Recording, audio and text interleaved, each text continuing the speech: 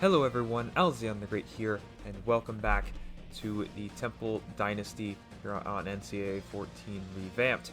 Today we take on Tulane at Yulman Stadium. Before we get started, thank you all for the support on this series and the Utah State series, as I am sounding like a robot for some stupid reason, as Tulane won the toss and they elected to receive. So we'll see Michael Pratt, Tyjae Spears, and the defending Sugar Bowl champions. But not really, as they have not won the Sugar Bowl in this game yet. They're not on their way to, as Jaquan Jackson gets 25 yards. Tulane's 2-3 entering, Temple 4-0. As we begin in the standard ace formation, the classic, as Michael Pratt will take the snap, drop back, and throw quickly as it is caught by Deuce Watts for 10 yards. As they'll go 5 wide now. I expected to see a heavy dose of Tyjae Spears, but it looks like they want to air it out, maybe counter game plan, as Pratt avoids Jalen Satchel, but he cannot get out of the backfield. It's Demerick Morris as he gets the 3-yard sack there, already talking smack, as Tulane now on 2nd and 13 goes to I formation and motions in a receiver, as this should be Tyjae Spears' ball, as they do pitch it out to him, and he has a lead blocker across the 45, down near the 50 for an 11-yard rush. He is on his way to a pretty darn good season, almost 1,000 yards, well, almost 700 yards, but you know what, he's very quickly getting there, as it'll be a speed option here to Tyjae, as he gets 10 yards there. Spears is the focal point of this offense. At least I was hoping he would be in this game to show off our really good run defense. As Pratt, quick pass, intercepted! As that will be Jordan McGee, who will cross the 50. There is a flag on the play. It would be holding on Jalen Satchel on the run back. It will still be Temple ball, as Temple turns over Tulane very quickly. Just a good zone drop there by McGee. And if he doesn't get tackled by that offensive lineman, I think he could go for at least another 10 yards, as DeJuan Mathis takes the field and hands it off to Jakari Norwood. The run game of Temple is the calling card, and it has been this season, trying to get a little bit more creative, but honestly, if it's working, it's working. And straight handoff at the middle. I'm trying to do a little bit less read option this time around, as on 2nd and 4, adjusting the play just a little bit, as Mathis will throw it quickly, and it's tipped and caught by Jose Barbone for 5. Our number 1 receiver has not really done much this season, but that's mainly because the running game has been so effective, as it'll be a read option here on 1st and 10, but Mathis will lose a yard. Good run defense on that play by Lance Robinson of Tulane, as after an incomplete pass, it will be 3rd and 11. What can Mathis do? It'll be a fake handoff to Edward Sadie as he stands back, throws over the middle. Looks like he missed Barbone there, and it will be a punt for Temple, which brings out Tulane's offense once again. Pratt will fake to Spears as he throws it to his tight end, Will Wallace. Not sure if he's a Scot or if he's got any relation to William Wallace, somewhere in that family tree, maybe. We'll see. Who knows? I'm making a joke. It's funny. Anyway, 1st and 10. What is this formation? As they will hand off to Irvin Celestine as he gets taken down, and there is a flag. There was a face mask by Jalen Satchel on that play. So a good play for Temple's defense turns into a horrendous one, as there'll be a 15-yard penalty. Now back to I formation once again, as Tulane just keeping it under center, wanting to get it out to Tyjae Spears, as they do on this play, but he gets taken down by Alex Odom, as it'll make it 2nd and 12. Still offset I. This will be another handoff to Spears, as he avoids McGee and gets taken down after 6 yards, making it 3rd down, as it'll be a 5 wide set, 4 to the right with Spears closest to the line. It'll be 3rd and 6. Pratt throws under pressure. Spears drops the ball. It would have been a touchdown, but that will be an incomplete pass, and Tulane settles for a field goal. Now with just over 2 minutes left in the first quarter, it'll be a handoff to Edward Sadie. He loses a yard, so Tulane, unlike most teams, as Sadie is actually injured on that play, Tulane, unlike most teams this year, showing stout run defense as they also get some pass rush here. Dwan Mathis loses 7. Nick Anderson gets his first on the day, as that would be a quick punt from Temple as the offense has been stifled for the most part. Pratt gets this out to his receiver as Tyreek James gets 10 yards, breaking a tackle on that play after a 3-yard run by Tyjae Spears. It'll be a triple option play, and no one's there to get Pratt. He does not pitch it out to Spears as he holds on for 11.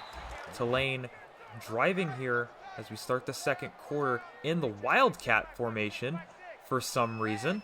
Receiver comes in motion. Tyjae Spears hands off to Hervin Celestine, actually a running back. Iverson Celestine, excuse me, as he gets 1.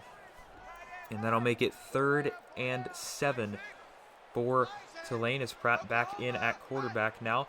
They'll take it, throw across the middle. It's Will Wallace, and he has a touchdown. 22 yards, and Tulane takes a 10-0 lead on Temple. Easily Temple's worst deficit this season, as the running game has not really done well. For a 2-yard loss, 2nd and 12. Mathis avoids the defenders at the line, gets 6 yards for his best run of the day. It will make it 3rd and 6. We're 0 for 2, and we're going 5 wide set. You don't see this often at all from Temple, as Mathis is going to be forced to pass unless he takes off. He does not. He gets it out to Ahmad Anderson, who gets taken down by the face mask, but no call there. As now going with the stacks formation with Norwood in the backfield. It'll be a read option on 2nd and 6 as Mathis powers ahead for 10 yards, getting himself a first down and his best run of the day, as I think that would be it. 1st and 10. It'll be a handoff this time to Edward Sadie. It looks like he was okay, as he does get 2 yards there, but that'll make it 3rd and 8. Norwood back in at running back, as Temple needs a big conversion here. Mathis throws short across the middle, incomplete, as it will be a 4th down and a punt. Now Tulane has a really good opportunity to add on to their lead as they hand off to Spears for 5 yards. However, that will make it 3rd and 5 as Spears, Wallace, and the other players for Tulane are still there. Pratt rolls out, gets a short completion for a first down to Shea Wyatt as he gets 9.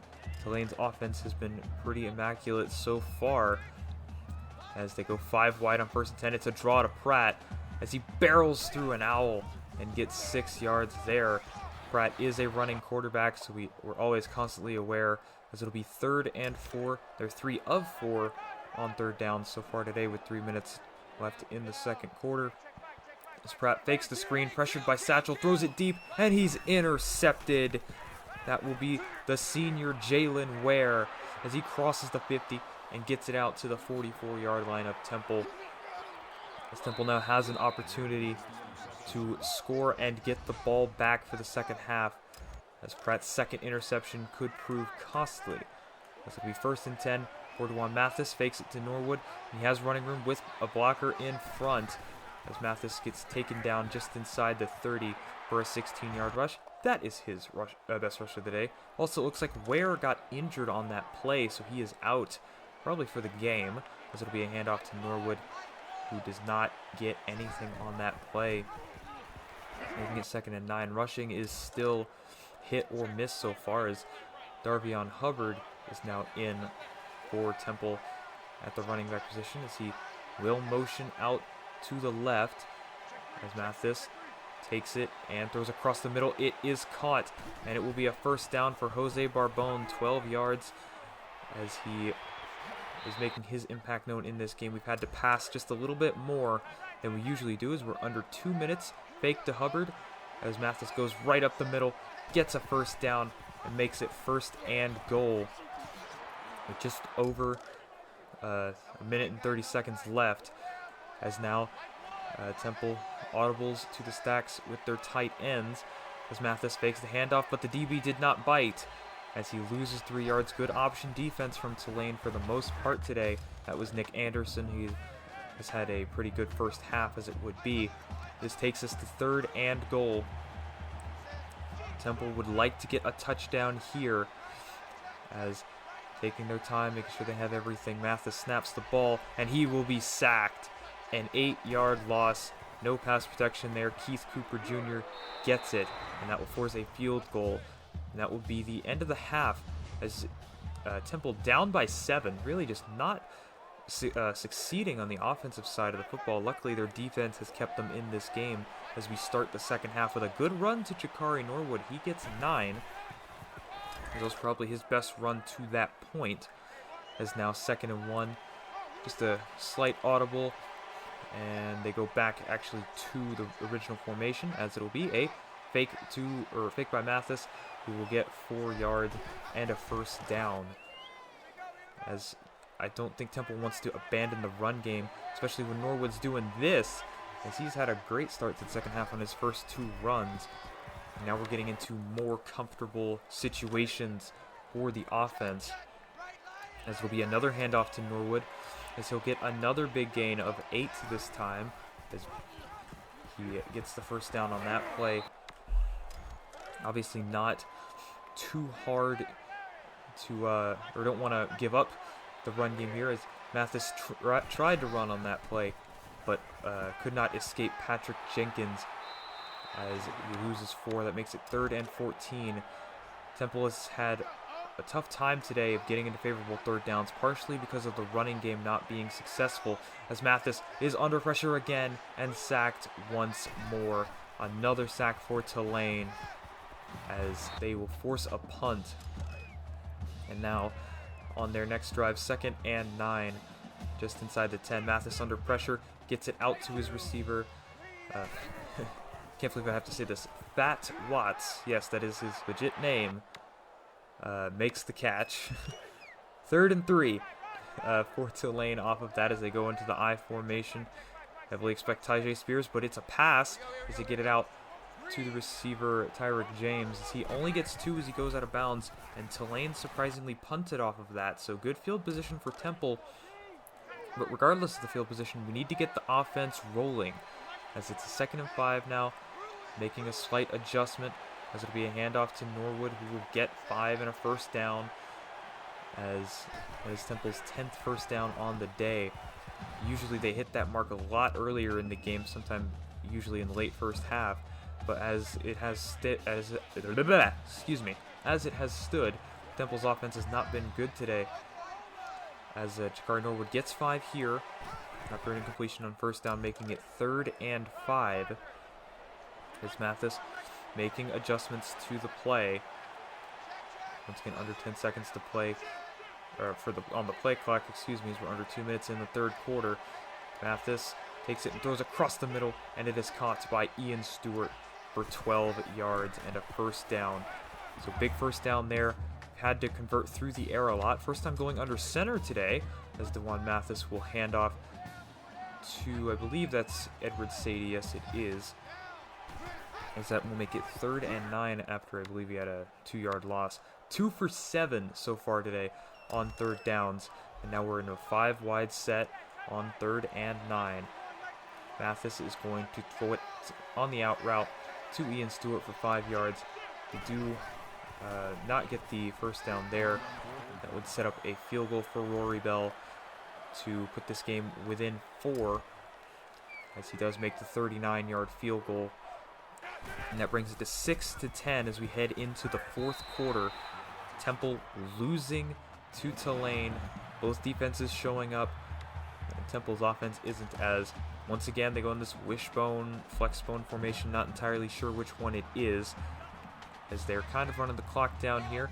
Another triple option. Pratt gets it out to Tyreek James, who will be taken down after 8 yards. But he crosses the 50. It's 2nd and 2. They do convert that, as once again they go into the flex wish formation, whichever you want to refer to it as they hand off to number 22, Tyjae Spears. Why did I say that? I thought Tyjae was wearing a different number for a second. Excuse me. As 2nd and 9. As on a 5-wide set now, and Pratt throws it to the outside. Lawrence Keys makes the reception for 6 yards. It makes it 3rd and 3 as Pratt goes over 100 yards for the day passing. And now in the flexbone / wishbone formation again, As Pratt, short drop, and he gets sacked. A 3-yard loss. Demerick Morris with his second. That is a big play there, as he just completely overpowered the center and just smashed Pratt. And I simmed the play. Tulane missed the field goal. I was assuming they were going to punt, but they did the field goal. As now, E.J. Warner is in at quarterback. Dewan Mathis is out, and E.J. Warner is in his first significant action in a while. He's got to snap the ball. He's got 2 seconds, and he does. It'll be a pass on his first play in this game, and it'll go to Ian Stewart for 4 yards. There's just under 6 minutes left in this game for E.J. Warner, and it looks like Coach Sion is trusting him to drive us down here as Norwood gets 4. That makes it 3rd and 2. Warner not entirely, he's not as good of a running quarterback as Mathis, so they will just hand it off to Norwood. He does get the first down, is now under 5 minutes in the game. 1st and 10 for E.J. Warner, making an adjustment, taking the snap, throwing it to Jose Barbone for 6 yards.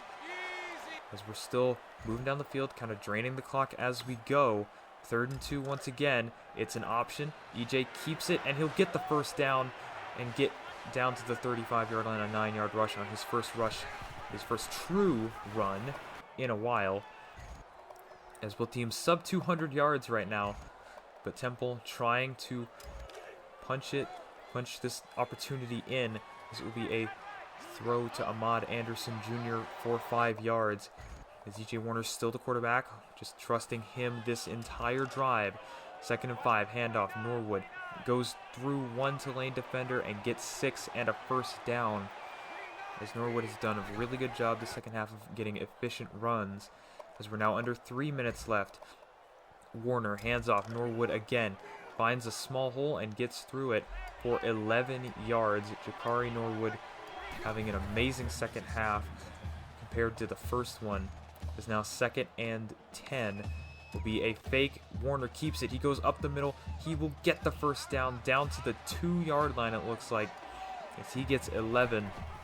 Temple does hurry up as it makes it 1st and goal, and they will snap it to Norwood, and he cannot get there. He's so close. He's at the 1 centimeter line, if that line even exists. Temple is going to hurry up again. This time they bring the wide receivers in. Everyone knows what's coming. But Warner gets pushed back. He does not get the touchdown. He actually loses a yard there. Patrick Jenkins makes the save there. As now 3rd and goal. Dewan Mathis is back in at quarterback. Stacks play. Is that a lineman out there? Mathis fakes it, and the DB bites. And Mathis gets the 1-yard touchdown. As Mathis was on the sideline for the entire drive. It was a read option. We went risky, and it worked. As now, Michael Pratt and Tulane have 1 minute to respond. First play, Pratt, big play, as he gets across the 45 to Lawrence Keys for 20 yards. That only took 5 seconds. Maybe too much time left on the clock by E.J. Warner. As now under a minute, they get it out to Spears, who powers ahead for a first down, an 11-yard reception. As Tulane only has 1 timeout, keep in mind. 2nd and 10 after an incomplete pass with 52 seconds left. Pratt throws it short as Deuce Watts gets 5. There he also gets out of bounds, so that makes it 3rd and 5. They're 3 for 7 on 3rd down conversions today. Pratt drops back. He throws it short to Spears. Stiff arms 1, stiff arms 2. Spears advances the sticks as he gets 9 yards. I think he also got out of bounds on that play. What an amazing play by Tyjae. Spears just stuffing 2 Owls and getting through as the clock did not stop running. They actually have an incomplete pass. Now on 2nd and 10, Pratt throws it short out to Spears again. He gets the first down there. 33 seconds left, so the clock will temporarily stop. As now 30 seconds, it's running. Motion with Wallace, right to left actually, as Pratt will evade the defenders and get just inside the 15-yard line. A 4-yard rush, 2nd and 6. Tulane would hurry up and spike the ball on this play, even though they do have a timeout. And out comes Pratt, 3rd and 6 with 14 seconds left. Pratt takes the snap, goes across the middle, almost intercepted by Trey Thomas. He had the game in his hands, and he dropped it. This will set up a game-tying field goal attempt by Tulane. It is a 29-yard field goal. It's basically a chip shot at this point, as the kick is up and right through. We are headed to overtime again.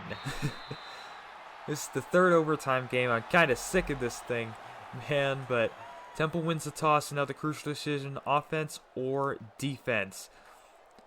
Temple picks defense, as it will now be 1st and 10, Tulane. 5 wide for Michael Pratt on 1st and 10.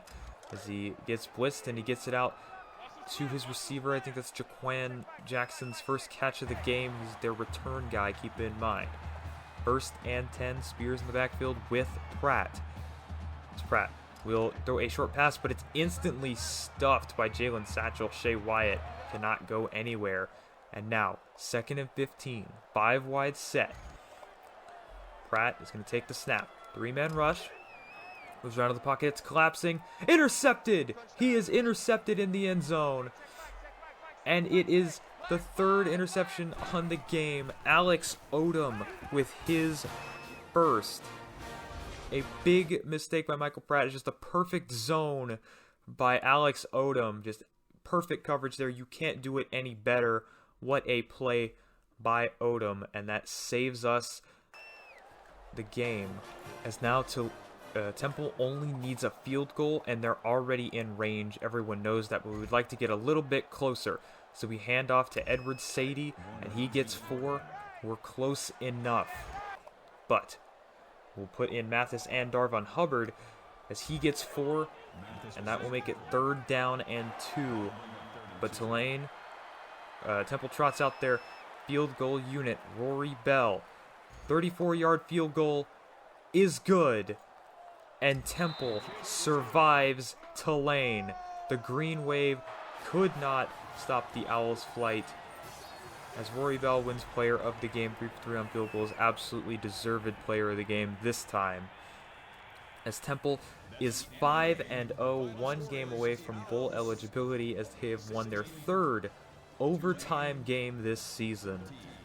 And what a fight. What a fight from Tulane. That's the only thing I could think of coming out of this game. I was actually really frustrated for most of this game, because we couldn't run the ball. We just couldn't run the ball the way we had normally done for some reason. And it was refreshing to see Norwood come out in that second half and absolutely just start, pounding the rock, getting the normal gains that he did.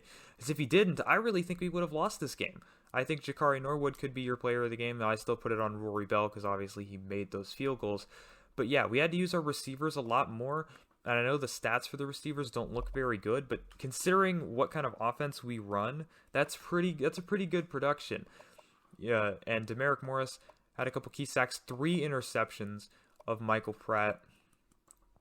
We couldn't capitalize on one of them, but the other 2 we most definitely did, as we got the field goal to end the first half, got momentum back on our side, and then obviously the game-winning interception, as,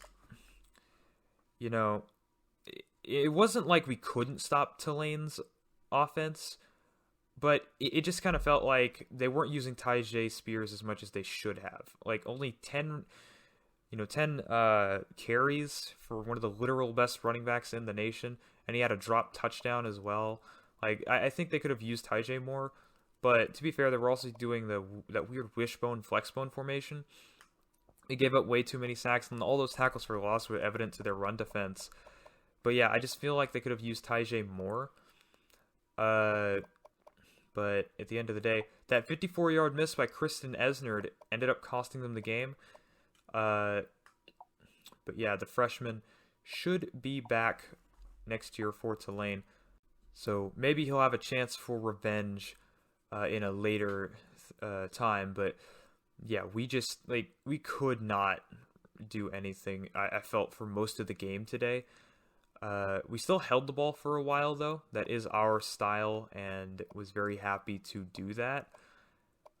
But in general, it just kind of felt like, okay, this defense is really good, and it's not like we're not like the teams we're used to playing. As here are your official players of the game. Alex Odom wins it for us on defense. Nick Anderson and Will Wallace for Tulane. Tulane, it was also surprising that they got so many sacks because they had a lot of edge rush. Like, I mean, if I were to go over to the injury report, they had like 3 right ends or something hurt. It was ridiculous. I was not expecting them to get nearly as many sacks as they did this game, as Alzion did get an upgrade from that game. And also we advanced to the bye week and see that our defensive coordinators, or our coordinators DJ Elliott and Danny Langsdorff, both got upgrades, so we upgrade the stuff there. But next is going to be a little bit longer of a section because it is recruiting. I have to show you 2 weeks of recruiting, and that's also why I stopped the Utah State video where I did, because I didn't have enough time and I did not want to show you recruiting. But we have our first commit for the Temple Dynasty. It is Brian Bakerson, as we get to scout him 100% now, and these ratings elite finesse for what is going to be a group of 5 team. Like 89 finesse is absolutely massive, and we did get him. His brother was actually really close to committing as well, as we also have some visits that need to be set up for the next week. Defensive end Derek Peters, actually, and athlete Leon Stallings, I believe he's a JUCO. I know he has some quarterback stuff. That's what I was noticing when it said he was ready for visit, that he had that quarterback was the listed position there. Not entirely sure if he's going to be a quarterback. Obviously, we have 2 good young ones as we schedule him for UTEP. And as we go on through the video, a lot of the visits will be for UTEP. I just kind of noticed that, hey, I was like, for some reason, whenever I'm recruiting, I always like to focus in on one game, especially if I think we can win that game, because winning the game is very important for the recruits. And for some reason, I just decided on UTEP to be the game. I have no idea why, but yeah, UTEP was the game. And as we sim through our bye week, Stephon Wilson and Braylon Bakerson, one of the best punters in the nation, and obviously the brother of Brian, the defensive tackle, both of them have committed to our team. As now we have we already have 3 really good recruits now, I guess, with Stephon Wilson, the number 1 punter from New Jersey. We get him. Specialists to specialists don't really need to look at the ratings. But Braylon Bakerson, the opposite of his brother, he has better power. So Brian is a finesse rusher at defensive end. Braylon is a power rusher at defensive tackle. So the brothers from Garnet Moon, Pennsylvania, will stay in state. I think Temple's in Pennsylvania. Forgive me. I think it is. I'm like 99% certain they will stay in state. As once again, we do visits here, as I said, scheduling for UTEP, and obviously the complimentary visits are the thing that gets me. It's just like, I see complimentary visit, I have to put complimentary visit. But yeah, we ended up scheduling most of our visits for UTEP, so that will be a big incentive to win that game as we look at the recruiting board here now, as we can shift about 1,000 points away from actually more like 1,500 points away from 3 guys and on to whoever else we want. Also trying to recruit some better prospects. To see Greg Small there, the 4-star wide receiver from Moncks Corner, South Carolina. Sounds like an interesting place. But yeah, haven't entirely gone ahead yet. There's still some stuff I want to do as we look at the stuff around the nation. Bama is still ranked 12. Ohio State killed Rutgers, which is a sad thing for me. But in general, we're doing pretty darn good.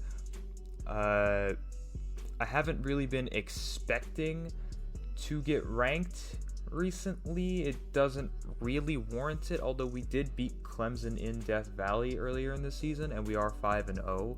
So there is a reason to expect us to have some votes. And as we go through here, obviously we're not ranked yet, But if we look at the votes, we are receiving votes. 21 people have put, or well, I don't know how that works entirely, but we have 21 votes to get, or to be ranked. So Temple's really close to being ranked, which is, would be a long time. I don't know when the last time Temple was ranked, but yeah, we are quite close as it would be.